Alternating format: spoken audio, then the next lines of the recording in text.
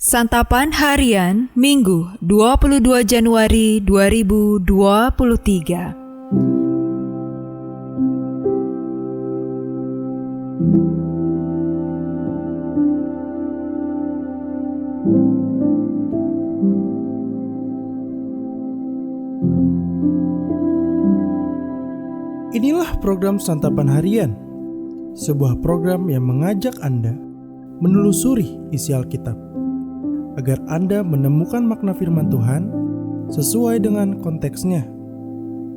Santapan Harian tertuju bagi Anda yang ingin memiliki kehidupan rohani yang segar, kuat, dan sigap.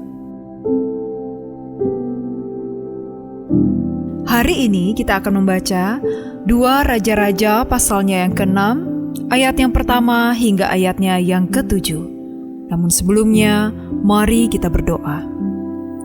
Hati kami merindukan firman-Mu ya Allah.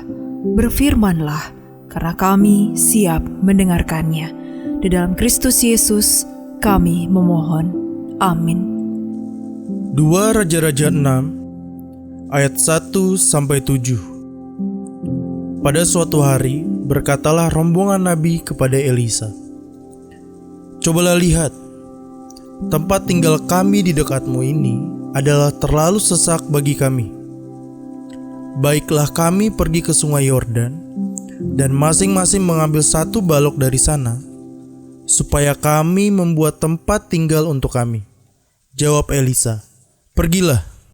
Lalu berkatalah seorang, "Silakan, ikutlah dengan hamba-hambamu ini."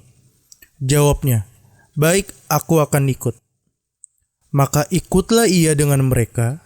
Setelah mereka sampai di sungai Yordan, mereka pun menebang pohon-pohon. Dan terjadilah, ketika seorang sedang menumbangkan sebatang pohon, jatuhlah mata kapaknya ke dalam air. Lalu berteriak-teriaklah ia, "Wahai tuanku, itu barang pinjaman."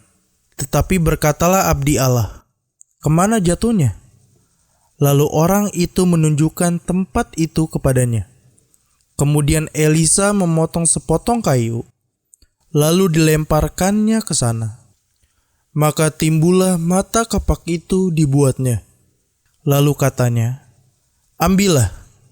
Orang itu mengulurkan tangannya dan mengambilnya.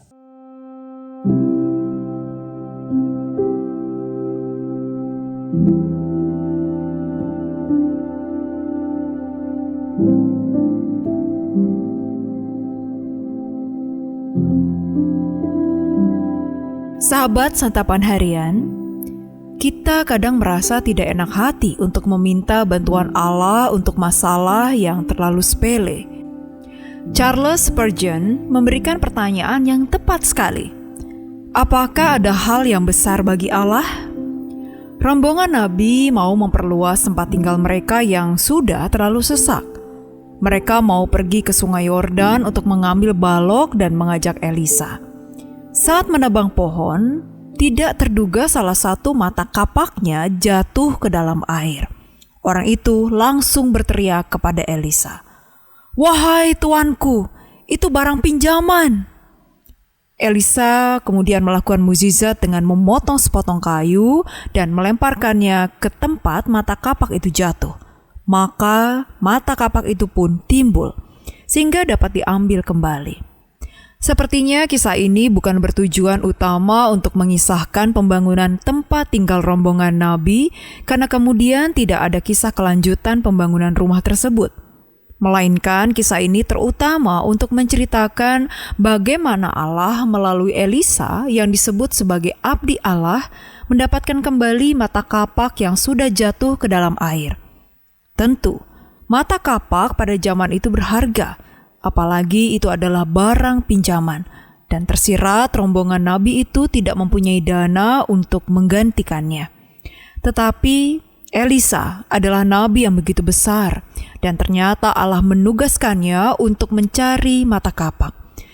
Tidakkah ini menunjukkan kepada kita bahwa Allah peduli dengan hal sekecil apapun yang kita alami? Allah bukan hanya peduli dengan hal besar seperti hal yang bersifat internasional atau peperangan bangsa-bangsa, ataupun keadaan atau masalah nasional, atau keadaan kerajaan Israel atau Yehuda. Alkitab mengajarkan kepada kita bahwa Allah juga sangat peduli dengan hal kecil, hal yang sehari-hari terjadi dalam kehidupan setiap umatnya, seperti kehilangan barang. Dengan demikian, jangan pernah sungkan meminta pertolongan Allah karena kita pikir hal itu terlalu kecil baginya. Bersyukurlah juga sebab kita boleh datang kepadanya dalam hal sekecil apapun. Mari kita berdoa. Di dalam terang firman-Mu Kristus kami bertelut. Kami bersyukur karena Engkau selalu mendengar seruan kami, memperhatikan dan memberikan apa yang kami butuhkan. Terima kasih Kristus. Di dalam nama-Mu Yesus kami berharap dan bersembah. Amin.